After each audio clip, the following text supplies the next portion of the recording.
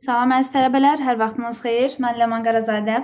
Bugün biz intensiv proqram üzrə hazırlığa başlayırıq. İngilis dilindən və qəbula ən çox təkrar düşən mövzulardan həm izahlara, həm də testlərə baxacağıq. Birinci başlamaq istəyirəm əvəzlik mövzusundan. Yəqin ki, çox tələbənin yaralı yeri də əvəzlik, çünki məna növü çoxdur və bəzən qarışdırırıq, testlərdə tam şəkildə həll edə bilmirik.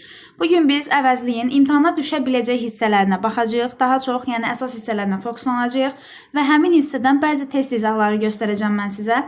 Daha sonra isə PDF-ləri Telegram kanalımda paylaşaraq sizin işləməyiniz üçün də bəzi testlər göndərəcəm. Siz həmin testləri işləyərək özünüzü yoxlaya bilərsiniz. Gəlin vaxt itirmədən birinci dərsin izahına baxaq. Əvəzlik ümumiyyətlə nədir və əvəzlikdən hansı məna növləri imtahana düşə bilər? Bilirik ki, Azərbaycan dilində olduğu kimi digər nitq hissələrini əvəz eləyən əsas nitq hissələrindən biri də əvəzlikdir. Əvəzliyin ingilis dilində aşağıdakı məna növləri var. Şəxs əvəzlikləri, yiyəlik əvəzlikləri, qayıdış əvəzliyi, qarşılıq əvəzliyi, işarə, sual, nisbi, bağlayıcı, inkar, qeyri-müəyyən və bir dənə də təyin əvəzliklər.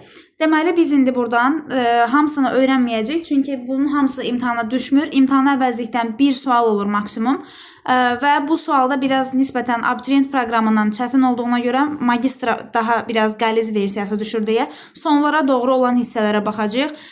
Məsələn, hardasa 5-ci, 6-cı deməli hissədən sonraya daha çox fokuslanmalıyıq. İndi biz izaha da buradan baxacağıq. Amma kiminsə digər məna növlərindən əvvəllərdən boşluğu varsa, özü üçün həmin əvəzliklərin adını əzbərləyə bilər. Məsələn, şəxs əvəzlikləri. Mən ümid edirəm ki, bunu hər kəs bilir. Şəxs əvəzlikləri cümlənin mübtədası olur, əvvəldə işlənir və hansılardır? I, you, he, she, it, we, you, they. Yiyəlik əvəzlikləri bilirik ki, yiyəlik bildirir. My, your, his, her, its, our, your, their və iki forması var. Asılı və müstəqil forma. Hansı ki, asıldan sonra isim gəlməlidir, müstəqildən sonra isə isim gəlmir və mənimki, səninki tərcüməsi verir. Yenə qeyd edirəm, kimdə burada boşluq varsa özü üçün təkrar eləyə bilər. Çünki imtahana düşmür deyə sırf bu hissənin üstündə qalmağa ehtiyac yoxdur. Bəs deyə bilərsiniz ki, o zaman niyə təkrar eləyək? Bəzən digər əvəzliklərin testlərini işləməkdə bizə yardımcı olur. Yəni, onu bilməyimiz bizə üstünlük yaradır ki, digər testləri də rahat həll eləyə bilək. Eyni ilə qayıdış əvəzlikləri də. İngilis dilindəki qayıdış əvəzlikləri Azərbaycan dilində öz tərcüməsi verir. Yəni, mən özüm, sən özün, o özü, hərəkətin kim tərəfindən icra olunduğunu bildirmək üçün. Qarşılıq əvəzlikləri 2 dənədir cəmi. Bu bir dəfə imtahana da düşmüşdü. Each other, one another. 2 nəfər arasında olanda each other olur. One another isə 3 və daha çox insan arasında, əşya arasında baş verir. Tərcüməsi bir-birinə, bir-birlərinə deməkdir. Və ən əsas bizim bilməli olduğumuz məqam burada hansının neçə nəfər arasında olduğudur. Each other 2 nəfər arasında olur. One another 3+ şəxs arasında olur. Və bir də yadda saxlamalıyıq ki, bu iki əvəzlikdən sonra heç vaxt isim gəlmir, ancaq yiyəlik halda olarsa isim gəlir.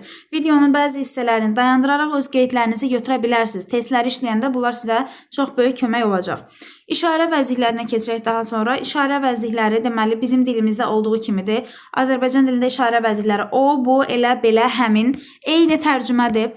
Deməli, o, bu, yəni burada cəm versiyalarını da göstərib, onlar, bunlar, elə, belə və həmin əvəzliyi the same.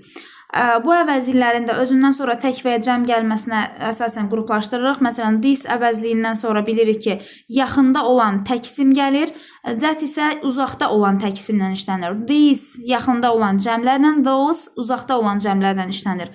Such, elə, belə, the same isə eyni, həmin deməkdir. Və sonra daha sonra keçirik sual əvəzliklərinə.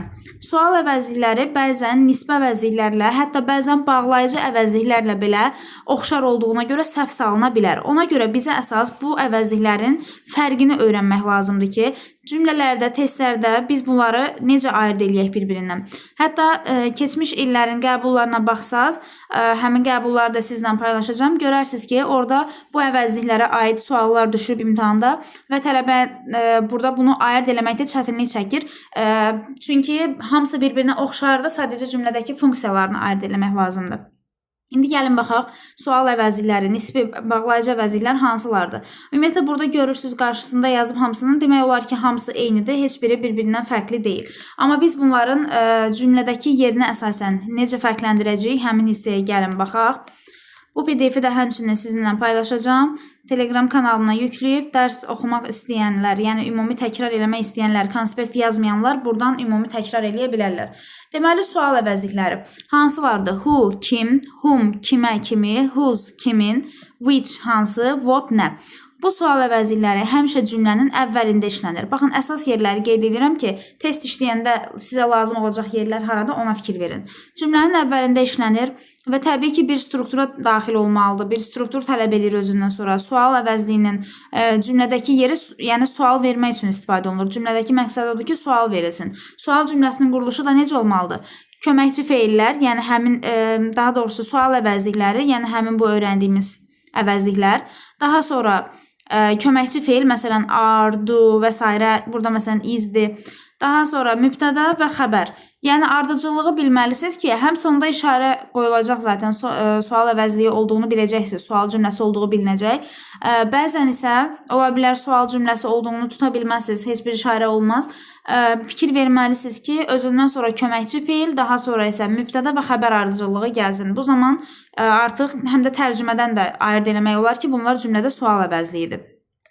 Burada bəzi sual əvəzliklərinin söz önündə işlənmiş versiyalar var. Bunları diqqətlə oxuyub yadda saxlayırsınız. Çünki söz önü ilə əvəzlik mövzusu bir yerdə mix formada da imtahana düşmüş ola bilər. Çünki əvvəlki illərdə də belə bir şey olub. Ümumiyyətlə cümləyə testlərə, imtahana söz önü çox tez-tez düşür və söz önünün belə versiyasını tələbələr çox vaxt əzbərləmir deyə buradan sual sala bilirlər. Yəni əvəzliklərlə söz önlərinin qarışığı bir test ola bilər. Ona görə bu hissəni yaxşı yadda saxlayırıq. Daha sonra keçirik, deməli, nisbə əvəzliklərə. Cümlədə nisbə əvəzlik nə deməkdir və niyə var? Nisbə əvəzliklər Azərbaycan dilindəki feili sifətlərə uyğun gəlir. Yəni, feili sifətlərin tərcüməsi nədirsə, ingilis dilində nisbə əvəzliklər bunu əvəz eləyir. Məsələn, Azərbaycan dilində deyirəm, oxuyan uşaq, oturan qız, yatan tələbə və s. Buradakı feillə sifətin birləşmiş versiyası feili sifətdir. Yəni, hərəkət də var, sifət də var. İngilis dilində isə bunu yaratmaq üçün həmin bu nisbə əvəzliklərdən istifadə edirik.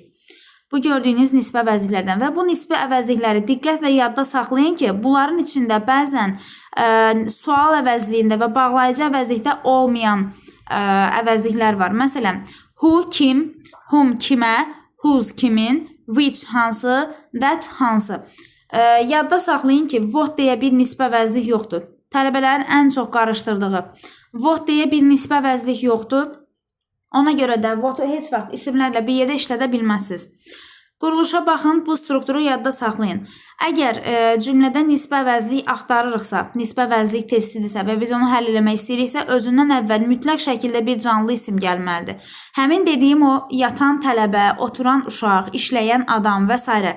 Bu cümlələri düzəltmək üçün biz birinci ismi veririk ingilis dilində. Daha sonra nisbə əvəzliyi qoyuruq. Tərcüməsi hərfi tərcümədə belə olur. Kişi, kim ki çox işləyir. Tələbə, kim ki çox yatır. Yəni, arada qoyduğumuz bu nisbə əvəzliklər kim ki, nə ki, hansı ki tərcüməsi verir və biz onu hərfi tərcümə eləmədən birbaşa öz dilimizə feili sifət kimi tərcümə edirik. Yəni bunlara daha diqqətli olun ki, özündən əvvəl mütləq canlı isim gəlməlidir. Daha sonra who, whom, whose olmalıdır. Cansız isim gələndə isə təkcə which işlənir. Həmçinin burada qeyd olunub isim və what olmaz və deməli, zət əvəzliyi isə həm canlı, həm də cansızlarda işlənir. Onu aşağıda göstərəcəm. Deməli, bizə sual necə düşə bilər? Sual quruluşu necə ola bilər? Daha sadə dillə deyək biraz da. Sual belə olur. Hər hansısa bir isim verilir, nöqtələr qoyulur və variantlar, sonra yenə ardından cümlənin ardı gəlir. Hər iki tərəfdə cümlə var, söz var və nöqtələr qoyulub. Variantlardan bizdə bu nöqtənin yerinə nə qoymaq tələb olunur? Məsələn, who, whom, whose, which. Bunlardan hansı? Biz burada birinci nəyə baxmalıyıq? Təbii ki, bu birinci gələn ismə.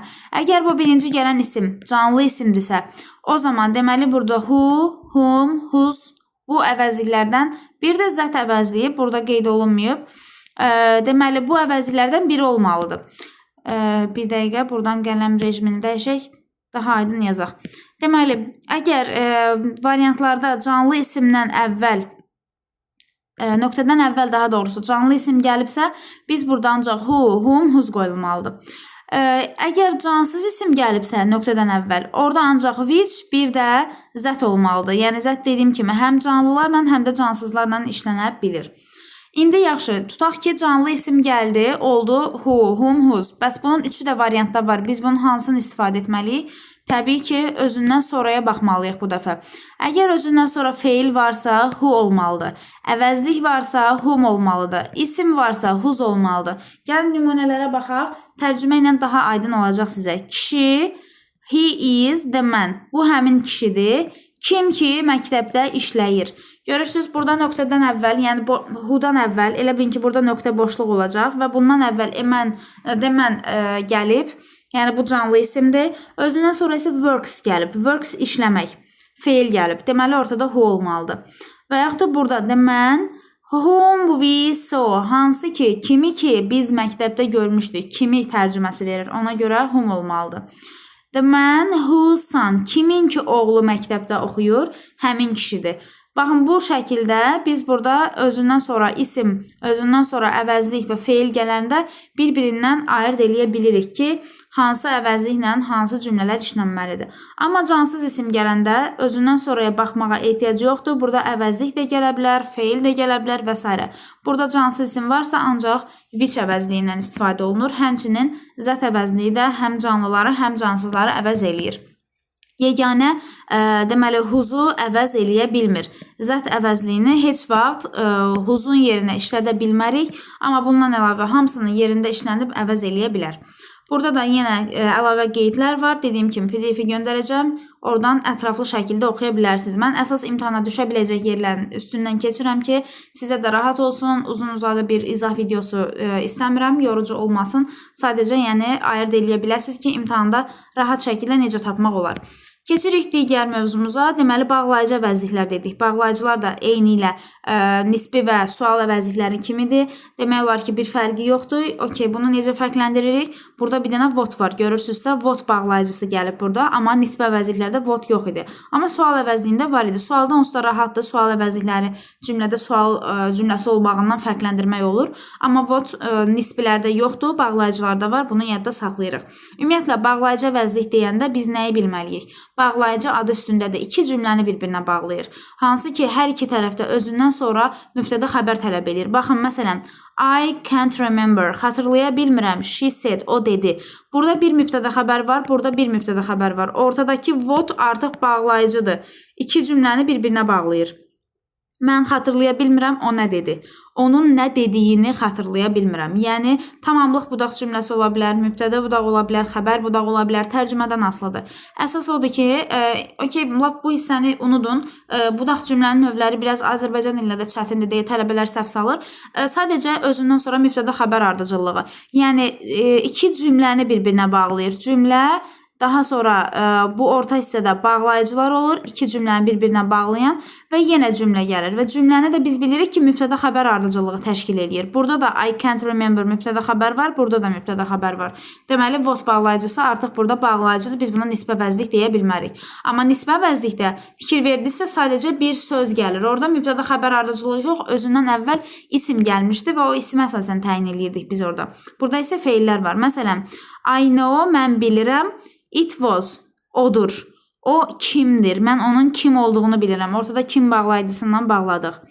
Və s. Bağlayıcı əvəzliklər elə də çətin deyil. İki cümləni bir-birinə bağlayır. Ona görə onları bir-birindən fərqləndirmək asandır. Keçirik inkar əvəzliklərə. İnkar əvəzliklərdən imtahana nə düşə bilər? İnkar əvəzliklər demək olar hamısı eynidir. No, none, neither, bir də no-nun törəmələri. No one, nobody, nothing və s. Deməli, bu əvəzliklərdən bilməli olduğumuz ən vacib məqam no article-la işlənmir və heç təyin edici götürmür. Bundan sonra mütləq şəkildə heç nəsiz bir isim gəlməlidir. Yəni, ümumiyyətlə, isimsiz də işlənmir, bunu da yadda saxlayın. İsmin qabağında hansısa təyin edici ilə də işlənmir. Sadəcə, no-dan sonra birbaşa isim gəlməlidir. Article, any, baxın, burada üstündən xət çəkib hamısının. Başqa əvəzliklər, təyin edicilər, heç nə işlənə bilməz. No birbaşa isimlə işlənməlidir. Bunu yadda saxlayırıq. Keçirik. No bərabərdir nota. amma not article-la işlənir. Özünüz fikirləşin məntiqlə niyə belədir? Bir dildə eyni tərcümə verən bir neçə əvəzlik varsa, deməli birində olan funksiya o birisində olmamalıdır, əks eləməlidir. Məsələn, no article-la işlənmir, amma not article-sız işlənmir. Not enisiz işlənmir. Yəni bu kimi fərqləri var. Birində olan şey o birində yoxdur. Məsələn, no isimsiz olmaz, həmişə isimli olmalıdır, amma nandan sonra da isim olmaz. Bu da bunun əksidir. Yəni bunlara fikir verirsiniz. Daha sonra nan o vaxt isimlə işlənir ki, özündən sonra of gəlsin. Ən vacib məqamlardan biridir. Bunu yadda saxlayın. Nan o vaxt isimlə işlənər ki, özdə cəm isimlə. Özündən sonra of gəlsin. Of olmasa isimlə işlənə bilməz və xəbəri də həmişə təkdə olur. Tək feil o deməkdir ki, mübtədanın xəbəri həmişə təkdədir. Törəmələri bilirik zaten. Yenə təkrar eləyək. Törəmələrdən no one, nobody, nothing və s. heç vaxt isim və of işlənmir. Bu hissələri qeyd eləyin, altından xətt çəkin, testlərdə bunları daha çox çıxacaqsınız. Tərcüməsi də heç kim, heç nə, yəni bunları artıq tərcümələrinə əsasən qruplaşdırın ki, tərcümə eləyəndə də cümlələri yəni rahat başa düşə biləsiniz testləri. Neither əvəzliyi ikisindən heç biri deməkdir. Özündən sonra sayıla bilən tək isim tələb edir. Cəm isimlərlə və sayıla bilən isimlərlə işlədilmir. Bu hissəni diqqətlə saxlayın yadınızda. Neither'dan sonra ancaq sayılan tək isim gəlməlidir. Heç vaxt cəm və sayıla bilməyən isimlərlə işlənə bilməz. Daha sonra of sözünü ilə işlənərsə, o zaman mütləq cəm tələb etməlidir. Çünki tərcüməsi heç biri deməkdir. Nəyinsə çoxluğun heç biri deyirəm də. Məsələn, kitablardan heç biri maraqlı deyil. Qızlardan heç biri dərsə gəlmədi.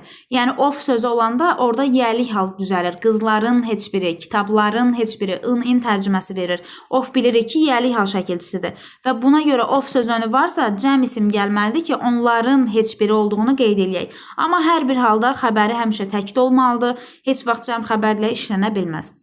Bura qədər imtahana ən çox düşən, təkrarlanan inkar əvəzliklər, nisbilər, bağlayıcılar və sual əvəzliklərinin fərqlərinə baxdıq. Ümid edirəm ki, hər biri aydın oldu. İndi gəlin bundan sonra digər əvəzliklərə baxaq. Yəni elə çox bir əvəzliyimiz qalmadı. Artıq 2 əvəzliyimiz qalıb. Qeyri-müəyyənlər, bir də ümumi təyin əvəzliklər qalıb. Ən çox xırdaçılığa gedən yer də bu hissəsidir. Bəzən tələbələr bunları səhv sala bilir. Some və any qeyri-müəyyən əvəzliklərdə. Baxın, adı üstündədir, qeyri-müəyyən. Əvəzlikləri belə yadda saxlayın. Qeyri-müəyyəndir, yəni dəqiq sayı bildirmir. İndi tərcüməsinə baxaq, görək dəqiq bildirir yoxsa yox. Samın tərcüməsi nədir? Bir neçə, bir qədər, bəzi. Dəqiq rəqəm demir, 5 dənə, 10 dənə deyir, bir neçə, bir qədər. Yəni qeyri-müəyyən əvəzlikdir. Eyni ilə eninin də tərcüməsi heç bir qədər, heç bir az deməkdir. Yəni samın inkar versiyasıdır. Bunlardan sonra nə işlənir? Ya sayılan cəm isim, ya sayılmayan tək isim, yəni sayıla bilən təklər gələ bilməz. Bir də təkrar eləyirəm, some və anydən sonra ya cəm isim gəlməlidir, ya da sayıla bilməyən tək isim gəlməlidir. Sayılan tək gələ bilməz. Məsələn, book ola bilməz, ancaq books olmalıdır. Egg ola bilməz, eggs olmalıdır. Amma coffee, juice, milk, cheese, rice kimi sayıla bilməyən isimlər işlədilə bilər. Bunları qeyd edirsiniz. Daha sonra some'ın bir neçə bir qədər mənalarında təsdiq cümlələrində işlənir. Ümumiyyətlə, some təsdiqdə işlənir. Sadəcə bir mənada inkarda işlənə bilər. O da bəzi tərcüməsi verirsə, cümlənin əvvəlində işlədilir və bu zaman mütləq inkar olmalıdır. Deyirəm, some students don't like reading much. Bəzi tələbələr çox mütaliəni, çox oxumağı xoşlamır. Deməli, bəzi tərcüməsi verilən yerlərdə some inkarda işlənə bilər. Əks halda bir neçə, bir qədər tərcüməsi verir və həmişə təsdiq cümlədə olur. Bir halda da sual cümləsində işlənə bilər ki, təklif bildirsin, xahiş bildirsin. Bu zaman ümumi sual cümləsindən, məsələn, would you like some tea? Biraz çay istərdinizmi? Can I have some tea? Çay ala bilərəmmi? Və s. Burada görürsünüz, some tea deyirəm, eyni demirəm. Niyə? Çünki cümlə can, could, would və may ilə başlayırsa. Bu heç bir kitabda yoxdur. Əslində bu köhnə kitablarda var idi. Yadda saxlasaz yaxşı olar. Can, could, would, may ilə başlayan sual cümlələrində some həmişə sual cümləsində işlənir. Yəni, təsdiqdə işlənməlidir normalda, amma bu istisnalarda sual cümlələrində işlənir. Bunu yadda saxlayırıq. Bəzi mənasında da inkarda işləndi və salam. İndi bunun eynisi ilə, yəni əkiz qardaşı belə deyək, eynidir. Sadəcə bu inkarda işlənir. Bunun da tərcüməsi inkar olaraq heç bir az, hər hansı bir və istənilən mənasını verir. Və baxırıq.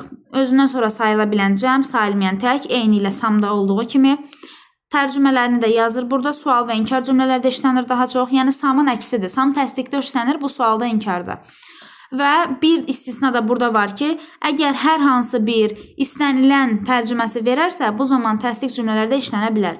You may come at any time you want. İstənilən vaxt gələ bilərsiniz. Deməli, burada istənilən vaxt tərcüməsi verdiyinə görə təsdiqdə işlətdik. Of sözünü qəbul eləyərsə, bəzən de artiklı ilə işlənir. Buna qeyd eləyin. Düzdür, çox düşən bir şey deyil, amma yadda saxlayın. Ola bilər ki, imtahanda qabağınıza çıxar və s. Deməli, burada başqa nə qaldı? Sam və eyni əvəzliklərindən sonra mütləq isim gəlir. Bəli, isimsiz versiyalar həmişə yanlışdır. Diqqətli olun, testlərdə bəzən verirlər, səhvi tapa bilmirsən. Tərcümə də düz gəlir, inkarlıq, təsdiqlik və s. yerindədir, amma özündən sonra isim olmadığına fikir vermirik. Bəzən isimsiz işlənə bilir, sadəcə təkrara yol verməmək üçün. Özündən əvvəl başqa bir cümlə olmalıdır ki, həmin cümlədə orada ya təsdiqdən ya inkardan fərqi yoxdur, nədənsə danışsın və biz onu təkrar eləməmək üçün ikinci dəfə artıq onu isimsiz işlədək. Məsələn, I like milk, give me some. Süd xoşlayıram, mənə biraz da ver. Da burada biraz da süd ver təkrar eləməmək üçün give me some deyə bilərik. Burada fikir verin ki, isimsiz versiya ancaq budur. Qalan bütün hallarda özündən sonra mütləq şəkildə isim gəlməlidir. Some və any'nin törəmələri var. Bilirik ki, someone, anyone, something, anything və s. Bu törəmələr bütün törəmələrdə olduğu kimi ümumiyyətlə qabağınıza nə vaxt harda törəmə çıxsa, yəni every'nin törəmələri ola bilər, no inkar əvəzliyinin törəmələri ola bilər, some'ın, any'nin fərqi yoxdur. Bunlardan sonra heç vaxt isim və of sözünü işlənmir.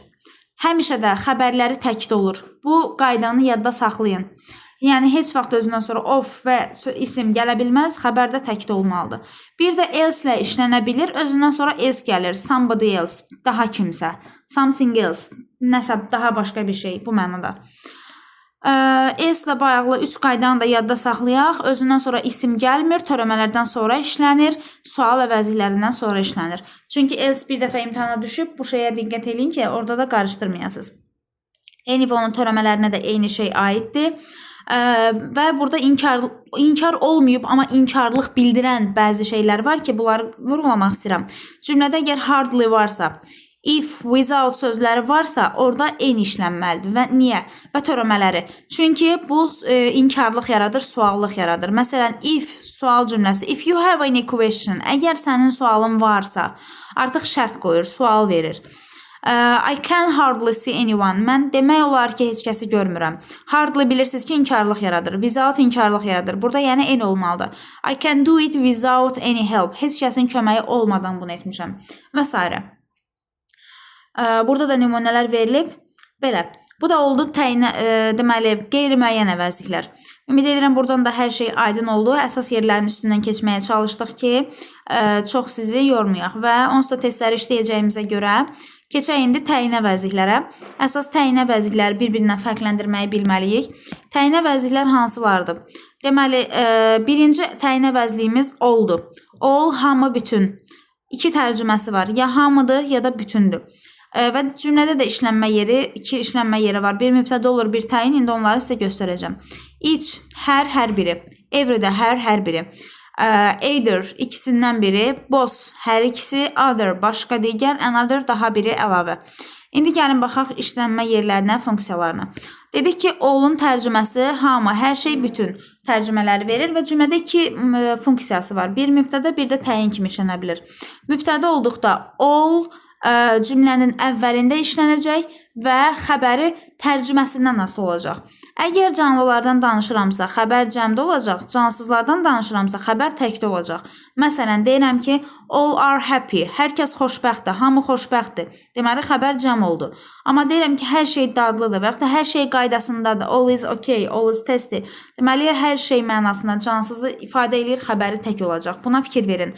Mübtədə olanda ancaq cümlənin əvvəlində gəlir və tərcüməsinə baxmalıyıq.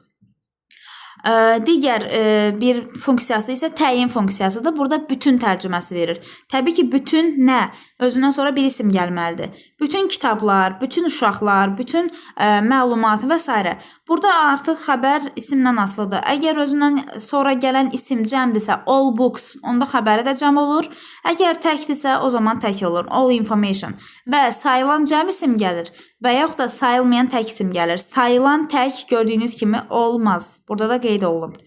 All əvəzliyinin yerinə bəzən whole əvəzliyi də işlənə bilir. The whole əvəzliyi. Bundan sonra heç vaxt cəmdə olan və sayılmayan isim işlədilmir. Bu da all'un əksinə olaraq sayılan təklə işlənir. Gördünüz, yuxarıda qeyd elədik ki, all book olmaz, amma the whole book olar. Çünki the whole sayılan təklərlə işlənir. All isə həm cəmlərlə, həm də sayılmayanlarla işlədilir. Daha sonra keçirik each, every'nin fərqinə baxmağa. Hər ikisinin tərcüməsi hər biri deməkdir. Nə fərqi var və niyə iki dənə eyni tərcümə verən əvəzlik var dilimizdə? Daha doğrusu ingilis dilində. Fərqlər, burada oxşar cəhətləri, fərqli cəhətləri sistemli şəkildə yazılıb bu cür. Məsələn, gəlin baxaq. Sayıla bilən tək isimlə işlədilir. Hər ikisinin oxşar cəhətidir. Hətta either da bura əlavə ediblər. Bunun tərcüməsi ya bu, ya da o deməkdir. İkisindən biri yəni. Bunların hər üçündən sonra sayılan tək isim gəlir. Qeyd edirsiniz ki, hər üçündən sonra sayılan tək, yəni nə cəm, nə də sayılmayan isimlər olmaz, işlənə bilməz. Article işlənmir. Heç vaxt özündən sonra gələn ismin qabağında təyin edici işlənə bilməz. Bunlara diqqət edirsiniz. Xəbərləri həmişə təkdə olur. Yəni, heç vaxt cəm xəbər ola bilməz. Niyə? Ümumiyyətlə, bunların sonunda sizə bir ümumi sistemləşmiş bir şey deyəcəm. Nəyin tərcüməsində bir sözü varsa, onun xəbəri həmişə tək olur. Hər biri, ikisindən biri, heç biri və s. Yəni, nəyin tərcüməsində bir sözü varsa, yadda saxlayın ki, onların xəbəri həmişə təkdə olur. Çünki biz həmişə onların ancaq birindən danışırıq. Yəni, hamısından yox. Ona görə də bunun xəbəri təkdə olmalıdır. İndi gəlin fərqli cəhətlərinə baxaq. Each, either isimsiz işlənə bildiyi halda every mütləq isimlə işlənməlidir. Everydən sonra mütləq isim gəlməlidir. Bunu diqqətlə yadda saxlayın. Every isimsiz işlənə bilməz, amma each bəzən isimsiz işlənə bilər. Burada məsələn göstərib nümunə. Everydən sonra heç vaxt of gəlmir. Amma bəzən içdən sonra of gələ bilər. Everydən sonra bir istisna var ki, o vaxt of gələ bilir ki, ayrı yazılsın. Every, one, of bu cür yazılsın. Everyone törəmə kimi yox. Every, one, of ayrılıqda yazılarsa of gələ bilər. Amma başqa heç bir halda ofla işlənə bilməz. Daha sonra every-yə one, body və sing sözləri birləşərək törəmə yarada bilir. Amma each və either-ın törəməsi yoxdur. Burada cədvəldə də yenə sistemli şəkildə təkrar yazıb, içdən sonra of gəlir, everydən sonra of gəlmir. Burada of gələndə içdən sonra cəm isim gəlir, amma of gəlmədiyinə görə mümkün deyil burada hansısa cəm isimdən danışa bilmərik. Either-dən sonra cəm isim gəlir, amma fikir verin, hamısının xəbəri həmişə təkdədir. Çünki heç vaxt cəm xəbərlə işlənə bilməz. Çünki onların tərcüməsində bir sözü var. Either or bağlayıcısı həm də bağlayıcıdır. Fikir verməliyik ki, either özü tək işlənirsə, bunun tərcüməsi olur ikisindən biri, ya o, ya bu. Either or isə ya da bağlayıcısıdır. Deməli, burada or bağlayıcısından sonra gələn isimlə uzlaşdırırıq xəbəri. Deyirəm, either my sister, ya bacım, ya da onun dostları oradadır. Dostlar cəmdə deyə xəbər təkdir. Tək olanda isə tək olur. Yəni, cəm olanda cəm, tək olanda tək olmalıdır. Buna fikir verirsiniz. Daha sonra gəlirik boss. Boss'un tərcüməsi hər ikisi deməkdir. Özündən sonra təbii ki, cəm isim gəlir, çünki iki şeydən danışırıq ən azından. Bunun hər ikisi, onun hər ikisi, uşaqlardan hər ikisi və s. Mübtədə olanda da feili cəm olur, özündən sonra ismi də cəm tələb eləyir. Təyin olanda təyin etdiyi ismin qarşısında başqa təyin ola da bilər. Əsas odur ki, cəm gəlsin, yəni bu şeylərə fikir verin. Və salam. Burada da yenə ümumi boss əvəzinin each, every və ed ilə əvəzlərinin tam əksidir və burada müqayisəli şəkildə göstərib bunu. Hansılar təkdir, hansılar cəmdir, ümumi təkrar eləmək üçün bu cədvəllərə nəzər sala bilərsiniz. Keçirik indi other əvəzliyinə və onun fərqinə. Deməli, fikir verirsinizsə kökü hamısının eynidir və niyə eyni əvəzliklərdən yenə bu qədər var dilimizdə? Çünki bəzilərində olan xüsusiyyət digərlərində yoxdur. Məsələn, another. Burada an artiklını görürsünüz yəqin ki, diqqət eləyin. Bu onu göstərir ki, bu an artiklı. Bu sayıla bilən isimlərlə işlənəcək. Görürsünüz, sayıla bilən tək isimlərlə. Çünki an artiklını biz harada öyrənmişik? Sayıla bilən tək isimlərdə. Yəni, sayıla bilməyən isim, cəm isim gələ bilməz. Həmişə sayılan tək normal isimlərlə işlənməlidir. Others əvəzliyi başqaları, digərləri tərcüməsi verir. Özündən sonra cəm isim gəlməz, çünki başqaları kitablar deyə bilmərik ki, başqa kitablar deməliyik. Cəm isim gəlmir, ümumiyyətlə özündən sonra isim gəlmir və cəmi ifadə edir. Xəbəri də buna görə cəm olmalıdır. Amma bunun əksinə olaraq other'dan sonra ya sayılan cəm gəlir, ya sayılmayan isim gəlir. Burada da xəbər təbii ki, isimlə asılı olacaq. Cəm isimlə cəm, tək isimlə də tək bir xəbər işlədəcəyik. Bəs burada bunların artikellı versiyası var. The other və the others. Bunların nə fərqi var? Ümumiyyətlə bu artikel, the article biz bilirik ki, müəyyənlik artiklıdır. Yəni bir isim haqqında bir danışdığımız hansısa bir şey bizə müəyyəndirsə, müəyyən bir şey haqqında danışırıqsa, əvvəldən məlumatımız varsa, artıq ikinci dəfə danışanda biz həmin artikellı versiyadan istifadə edirik. Məsələn, deyirəm ki, mənim 5 dostum var. Onlardan biri alman, fransız, rus, ingilis, digəri isə İspandır tutaq ki. Bax, o digəri dediyim hissəyə the other qoyuram. Niyə? Çünki artıq müəyyəndir ki, söhbət nədən gedir. Dostlarımı saydım, millətləri saydım və s. Yəni, bu artikelin olmasının fərqi odur ki, bizə müəyyənlik yaradır. Müəyyən sayda hansısa bir şey göstərərkən, məlum olan bir şeydən danışarkən istifadə edirik. Burada da eyni nümunələri verib fikir verə bilərsiniz. İsmi gələ də bilər, gəlməyə də bilər. Buna diqqət yetirin. Tək xəbərlər bunlardır. Özündən sonra tək xəbərlər gəlir və s. Burada da yenə isim gəlmir. Burada da cəmlərlə işlənir. Cəm isimləri əvəz elədiyinə görə və salam. Demək olar ki, əvəzlik bölməsindən bu qədər. Ümid edirəm ki, hər şey aydın oldu. Bu mövzunu ümumi belə təkrarlayıb, bu PDF-dən də sizə qaranlıq qalan yerləri, başa düşmədiyiniz, üstündən sürətli keçdiyimiz hansısa bir məqam oldusa, yenidən özünüz üçün oxuyub, çox aydın şəkildə yazılıb bu arada bu kitab. Üstündən keçib oxuyub yenidən testlərinizi işləyə bilərsiniz. İndi mən sizə bununla bağlı bir dənə də test izahı göstərəcəm. Hansı ki, qarışıq bir test izahıdır. Bu testdən imtahana düşmə ehtimalı varmı? Bəli. Çünki DİM-in öz toplusundan göstərirəm. Ümumiyyətlə, magistr üçün DİM toplusu keçən il ilk dəfə çıxıb baza olaraq və oradan sual düşmə ehtimalı böyükdür. Çünki istifadə olunmamış materiallardır. İndi sizə həmin hissədən bəzi testlərin izahını göstərəcəm. Diqqətlə baxın və qalan testləri isə özünüz yazmağa çalışın. Cavabları ilə bir yerdə həmin digər yazacağınız testləri də Telegram kanalımda paylaşdım. Oradan rahatlıqla əldə edib baxa bilərsiniz. İndi keçək test izahlarına. Davam edirik test izahlarımızdan. DİM magistr toplusundan baxacağıq pronoun testlərinə. Gəlin elə birinci testdən baxaq. Hər oxşar tipdən bir sual izah edəcəm ki, digərini siz videonu dayandırıb özünüz yaza biləsiniz. Deməli, birinci sualımız yiyəlik əvəzlikləri ilə bağlıdır. Özündən sonra, nöqtələrdən sonra isim gəlib, yaxınlaşdırım daha aydın görünsün. Deməli, pencil, özündən sonra isim gəlib. Biz baxırıq variantlara. What'dan da, who'dan da, which'dən də sonra isim gəlir. Yəni, hansı qələm, kimin qələmi və s. deyə bilərik. İndi baxmalıyıq cümlənin mənasına və tərcüməsinə və həmçinin ismin tək cəm olmasına. Pencil təkdədir. Deməli, cəmləri qoya bilmərik. Avtomatik bu variantları çıxırıq buradan. Çünki qələm bir dənədir, xəbəri də həmçinin izdir, tək verilib. Deməli, burada cəm heç nə qoymaq olmaz. Ya A variantıdır, ya B variantıdır. İkinci tərəfə baxıram. Bu hissənin düzdür. Birinci tərəfə aidiyyəti olmasa da boşuna verilmir. Tərcüməyə bir təsiri var. Tomun yoxsa Helenin. Görürsünüz, yiyəlik hal verib. Tomun yoxsa Helenin. Deməli, kimin olduğunu soruşur. Qələmin nə olduğunu, hansı olduğunu soruşmur. Kimin qələmidir deyir. Tomun yoxsa Helenin. O zaman kimin sözü whose olduğuna görə cavabımız burada olacaq A variantı. Eyni qayda ilə ikinci testi də siz yaza bilərsiniz. Üçüncü testə baxırıq. Özündən sonra of gəlib. Baxaq hansıdır və kitablardan danışır. Bu kitablardan götürə bilərəm mən hansını təbii ki. Və biz də bilirik ki, özündən sonra of gələn əvəzliyimiz which əvəzliyidir. Düzdür, what'dan da sonra ola bilər, who'dan da sonra isim gəlir, which'dən də sonra, amma of gəlib isim gələn which olmalıdır. Which of this book may I take? Bu kitablardan hansını götürə bilərəm? Deməli, burada which olmalıdır. What o vaxt isimlə işlənir ki, bəzən what'un da tərcüməsi hansı olur. Deyirsən, hansı kitab, what book ya da which book, nə fərqi var? Okay, which book iki əşya arasında seçimdir, what book ümumidir. Amma of olan təkcə which'dir. Bunu yadda saxlayın və qarışdırmayın. Dördüncü suala baxırıq, some və any. Deməli, xəbəri burada cəm verilib.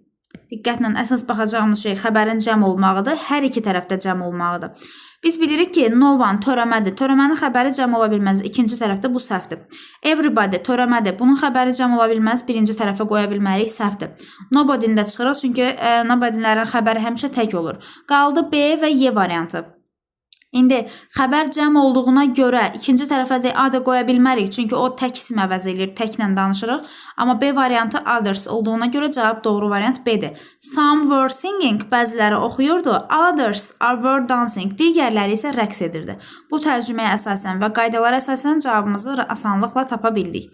İndi məsələn keçirik 5-ci testə. 5-ci testdə görürük ki, burada nöqtədən sonra of gəlib. Birinci buradan every'ni çıxmalıyıq, çünki every'dən sonra of gələ bilməz. İkinci tərəfdə isə özündən sonra isim gəlib. All sewing machines. Deməli, isim gəlibsə bu isimsiz olan variantları çıxmalıyıq. Biz bilirik ki, yəli əvəzliklərinin sonunda s olanlarından sonra isim gəlməz. Onların tərcüməsi Q2-dir. Mənimki, səninki, onunki, bizimki. Amma onun sözünü qoya bilərəm, çünki onun şəxsi maşını özündən sonra isim gələ bilər. Bu arada sewing tikiş maşını deməkdir. Onun şəxsi tikiş maşını deyirsə isim var və her olmalıdır. Digərləri isimsiz işlənən versiya deyə doğru cavab ola bilməz. 6-cı testə baxırıq. Business isimdir, amma batdan sonra isim yoxdur. İkinci tərəfdə isim yoxdur deyə mayı çıxıram. Hör'ü çıxıram, çünki mine olmalıydı, hers olmalıydı, isimsiz versiya. Axı burada isim yoxdur. Hör'ü də çıxıram. Ya A variantıdır, ya S variantıdır. Biz bilirik ki, anybody inkar cümlələrdə işlənir, amma cümlədə inkarlıq heç nə yoxdur. Ona görə nobody'ni qoya bilərik. Any inkarlıq bildirmir. Yadda saxlayın, inkar cümlələrdə işlənir, törəmələri də həmçinin. Ona görə də inkar olmayan bir cümləyə qoya bilmərik. 7-ci testə baxaq. Wanted to go station because there was very cold. Çox soyuq idi deyə, çünki ora. Getmək istəyirdi stadiona. Heç kim, təbii ki. Çox soyuq deyə heç kəs getmir. Nobody. Bunu qayda ilə necə yazmaq olar? Everybody və everyone bir-birinə bərabərdir. A variantı olsa deməli C variantı da doğru cavab olar. 2 variant qoya bilməzlər testdə. Bu getdi. Somebody, bəzi adamlar getmək istəyirdi, çünki soyuq idi. All da hamı getmək istəyirdi, çünki fikir verin, 4 təsdiq, 1 inkar varsa həmişə inkarı götürmək lazımdır. Çünki all birlərinin tərcüməsi onsuz da bir-birinə oxşardı. Hamı, hər kəs, kimsə, hamısı təsdiqdir. Bir dənə inkar olanda həmişə inkarı götürün. Eyni ilə təsdiq üçün də 4 inkar olub, 1 təsdiq olsa təsdiqi də götürə bilərsiniz. Növbəti testə baxırıq. Days burada cəmdədir. Cəmdədirsə A variantını çıxıram, zət ola bilməz. İkinci tərəfdə də country gəlib, isim gəlib. Buradan da isimsiz versiyaları çıxdım, olmaz. Qaldı bir C, bir də D variantı. Okey, indi baxırıq. 1810-cu il idisə, o günlərdə ölkədə dəmir yolu yox idi. Bu günlərdə yox. Yəni 1810 bizə uzaqdır. Bu günlər deyə bilmərəm. O günlərdə deyir ölkədə dəmir yolu yox idi. Digər testimizə baxırıq. 9-cu test. Biraz qarışıq görünə bilər. Amma biz xəbərlərlə, özündən sonra gələn isimlərlə bu testi rahat həll eləyə biləcəyik.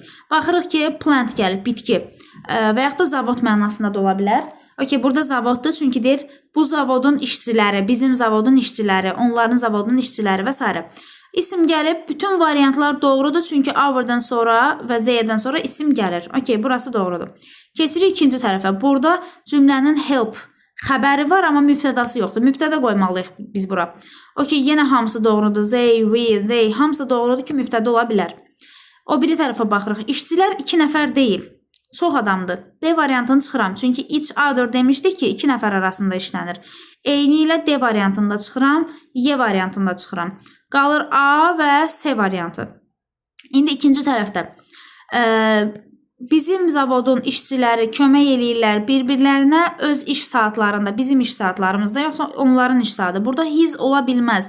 Onların iş saatı olmalıydı their work time, onların iş saatında. Çünki cəmdən danışırıq bayaqdan. Deməli, A variantı da ola bilməz. Onda bizim iş saatımızda bir-birimizə biz kömək edirik, bizim zavodun işçiləri. Bizim zavodun işçiləri çox mehribandır, biz kömək edirik. Biz bir-birimizə our work time, bizim iş saatlarımızda.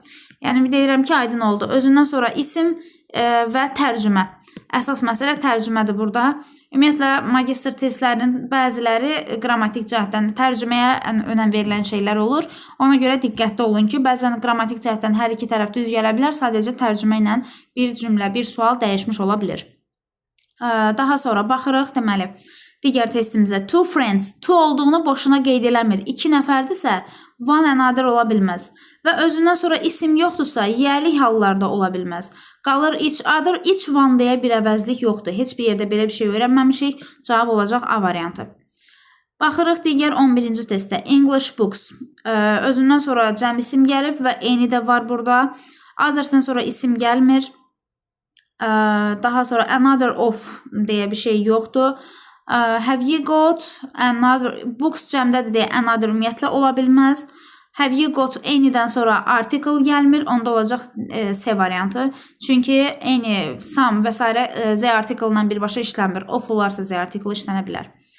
Keçirik digər 12-ci testimizə. Gördüyünüz kimi çox çətin deyil, sadəcə qaydaları əzbər yadda saxlayıb tətbiq etmək lazımdır. Nanın tərcüməsi bilirik ki, çox adamdan heç biri deməkdir. Neither isə 2 nəfərdən heç biri deməkdir. Amma fikir verin, burada variantlar necə əksinə yazılıb. Nan çox adamdır, burada 2 nəfər yazıb. Neither 2 nəfərdir, burada çox adam yazıb. Deməli, heç biri cavab deyil. Bunları çıxırıq. Daha sonra baxırıq. Deyir ki, onlarda everydən sonra of gəlmir. Y variantında çıxdıq. Bu da getdi. D variantına baxsaq, deyir neither of them. Onlardan heç biri wanted, istəmirdi to hurt each other. Bir-birlərini yaralasın. Cavab elə D variantı olacaq. Bəs B variantındakı səhv nədir? Other'dan sonra of gəlib, deməli Z artiklı gələrsə of gəlməli idi. Artıq bu variantda qrammatik səhv var deyə bunu da çıxırıq buradan. Keçirik digər testimizə. 13-cü testə baxırıq. Əslində burada dimin testində əvəzlik bölməsi elə də çox deyil. 30-a yaxın testdir. Çalışacağım hamısını bir-bir göstərim, amma hər tipdən 1-2 dənə də izah eləmiş ola bilərəm ki, qalanlarını siz özünüz yaza biləsiniz. Məsələn, 12 ilə 13, 14 demək olar ki, eyni tiplidir. Gəlin ona görə 15-ə baxaq. Deməli, ikinci tərəfin tərcüməsindən başlayırıq. Deyir, buna görə də mən izləmirdim onu. Nə isə izləmirdim.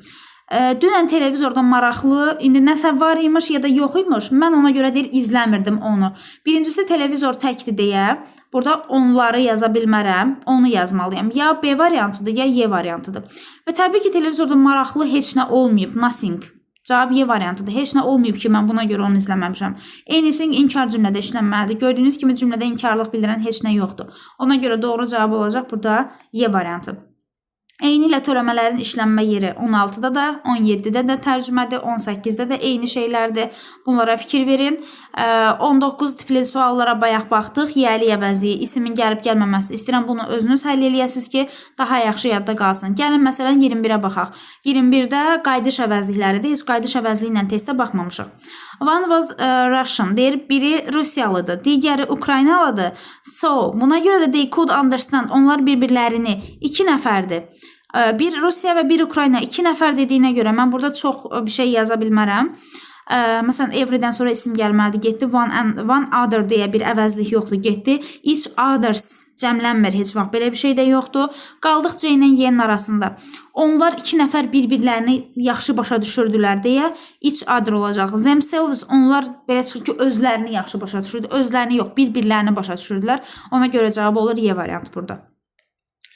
Daha sonra baxaq məsələn 22-də də törəmələrin işlənməsi bayaqki testlərdəndir. Məsələn 23-ə baxa bilərik. Tərcüməsinə baxaq. Deyir, I asked two people the way to the station. Stansiyaya gedən yolu 2 nəfərdən soruşdum. Ancaq kömək eləmədilər mənə. Deməli, onlardan heç biri. 2 nəfərdən heç biri deyirsə, bu təbii ki, neither of them olmalıdır. C variantı cavab. Both hər ikisi kömək elədisə, onda niyə but qoyur burada? But varsa təzadlıq yaradacaq, inkar yaradacaq. 2 nəfərdən soruşdum, ancaq heç biri kömək eləmədi deyirsə, neither of olmalıdır.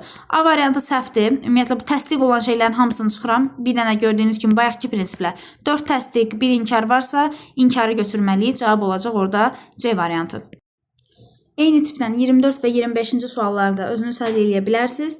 Dediyim kimi, tərcümə baxımından eyni mənaya gəlir, eyni şeylərdir. Yəni, fərqli bir şey yoxdur. Keçək 26-cı suala. 26-cı sualda da elə demək olar ki, eynidir. Bunu da siz yaza bilərsiniz. Görək, başqa hansı tiplərdən fərqli suallar var. 27, 28, hamısı törəmələrin sualıdır. 29, inkarların sualı. Yəni, bunların hamısına özünüz baxa bilərsiniz.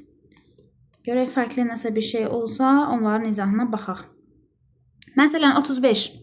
35-də fərqli olan nədir? Heç inkarlardan çox işləmədik deyə. Məsələn, no. No əvəzliyindən sonra bilirsiniz ki, article gəlmir, təyinici gəlmir. Bayaq dedik, eyni, D, ən article olan variantları çıxırıq. İkinci tərəfdə isə as-dən sonra isim yoxdur. Yəni, isimsiz yəli əvəzliyi lazımdır. Ona görə Z hərfinin sonunda S olmalıydı. B variantı da yanlışdır. Burada cavab olur A variantı. Məsələn, burada 36 törəmələrlə bağlıdır. Bunu özünüz yaza bilərsiniz. 37 tərcümədir. Gəlin bunu yazaq. Deyir ki, wealth deməli var dövlətdir, health sağlamlıqdır, mind ağıldır. Var dövlətini itirəndə indi tərcümə ilə heç nəyini itirmiş olmursan. A variantı məsəl üçün.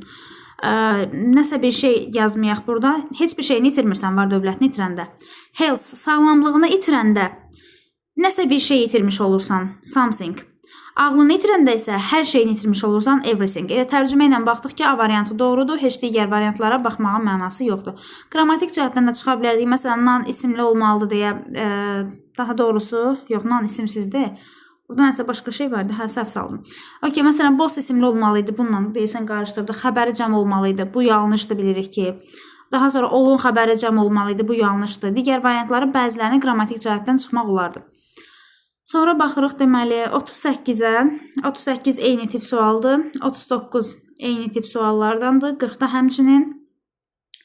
Və keçirik bu tərəfə. 41 eynidir. 42-ci suala məsələn baxaq burada açıq suallardır. Reasons isimdir və cəmdir. Everydən sonra bilirik ki, tək isim gəlir, olmaz. Others'dan sonra ümumiyyətlə isim gəlmir. A lot-un of-u yoxdur. Qalır 3 və 5. Other reasons, digər səbəblər, more reasons, daha çox səbəblər. Of gəlib özündən sonra bilirik ki, everydən sonra of gəlmir.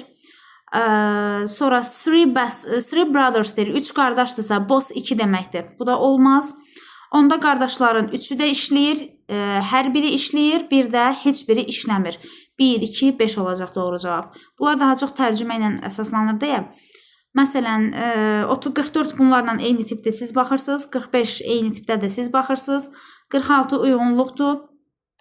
Bunlar da bayaqki suallardandır. 47 demək olar ki, eyni şeylərdir. Diqqətli olun ki, burada bir varianta bir neçəsini yazanda, məsələn, biri uyğunsuz olarsa artıq sual səhv sayılacaq. Tutaq ki, biri A-B aiddir. A-nı yazmışıq, B-ni yox, cavab səhv sayılacaq. Və yaxud da A-C aiddir. Biz bir əlavə eləmişik, A-C-D yazmışıq, artıq səhv sayılacaq. Ona görə də bir sualın digər hissələrini həll edirsiniz. Kiçik bir yerdən bir səhvlə artıq bir sualımızda bir balımızı itirmiş oluruq. 50-51-ci suallarda little-la much, many, little bunlara aiddir. Bu kəmiyyət bildirən sözlər quantifiers. Buradan elə qeyd kimi bir şey yazım. İstəyənlər qeyd eləyər. Deməli, bilirik ki, kəmiyyət bildirən sözlərdən bəziləri, yəni buradan qeyd edirəm, elə konspekt kimi yazın. Bəziləri sayıla bilən isimlərlə, bəziləri sayıla bilməyən isimlərlə işlənir. Məsələn, much özündən sonra sayıla bilməyən isim gəlməlidir. Yəni, sayıla bilməyən bilirsiniz ki, tək olur.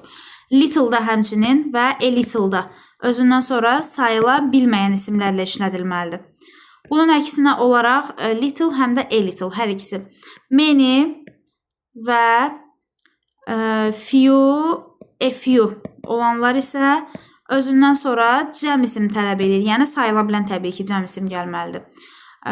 Bu ikisinə deməli bunlar aiddir, bu ikisinə bunlar aiddir. Daha sonra a lot of hər ikisi ilə işlənir. Yəni həm cəm, həm də sayıla bilməyən isimlə işlənir. Özündən sonra cəm də gələ bilər, sayıla bilməyən də gələ bilər. Daha sonra qarışdıracağımız nələr var idi? A artiklından fərqini a little, a few biraz deməkdir. Few, little isə az deməkdir. Bunların tərcüməsini yadda saxlayın. Məsələn, severaldan sonra ancaq cəm gəlməlidir. Several ancaq cəmlə işlənir. Plenty of da deməli buradan yazıram. Plenty of. Plenty of da a lot of kimi həm cəm, həm də sayıla bilməyəndən işlənir. Bunu da qeyd eləyin. Kəmiyyət bildirən sözlərdən elə çox sual düşmür. Yəni elə qısaca bunları bilsəz, o da əvəzliyin tərkibində bəs eləyəcək. Sonra keçirik buradakı testlərə baxmağa. Gəlin indi bunları həll eləməyə çalışaq. Deməli, the village was very small. There were only-dən sonra yadda saxlayın. Ya a few gəlir, ya da a little gəlir. Buradan yazıram only. Ya a few olmalıdır, ya da a little olmalıdır. Fikir verin ki, ancaq artikel'lılar olmalıdır. Few cəmlərlə, little təklərlə. Burada houses cəmlər olduğuna görə, yəni evlər cəmdir deyə. Deməli, a few olmalıdır burada. Onda 1-ə olacaq Y variantı. 2-yə baxırıq. Jim always uses salt. Salt sayıla bilməyən isimdir. Yəni burada ya little olmalıdır, ya da a little olmalıdır verilən variantların içindən. O duzlu xoşlamırsa, onda az duz istifadə edir. Yəni B variantı olacaq. Little. A little biraz deməkdir. Math teacher spoke English, so it was easy communicate with him. Deyir, onunla ünsiyyət qurmaq asandır, onda o ingilis dilində biraz danışa bilir. Spoke a little deyəcəm burada, biraz danışa bilir, biraz a little'dır. Burada yəni bu many isimlərlə işlənir, olmaz. Few-lar cəm gəlir, olmaz. Little bilirik ki, həm quantifiers-dir, həm də zərfdir. Burada zərf mənasında biraz kimi işlədə bilirik. Vəssalam. Kəmiyyət bildirən sözlərin də əvəzliklərlə inteqrasiyası bu qədər. Demək olar ki, artıq hamısını bitirdik. Əvəzliklə bağlı düşə biləcək bütün yerlərin üstündən keçdik. Ümid edirəm hər bir şey aydın oldu. Əlavə testləri də yenə göndərəcəm qrupa. Oradan işləyərsiniz. Suallarınız olduqca da yorumlara yazarsınız. Maksimum cavablandırmağa çalışacağım. Belə, bugünlük hələ ki bu qədər. Növbəti videolarda görüşərik. Hələlik.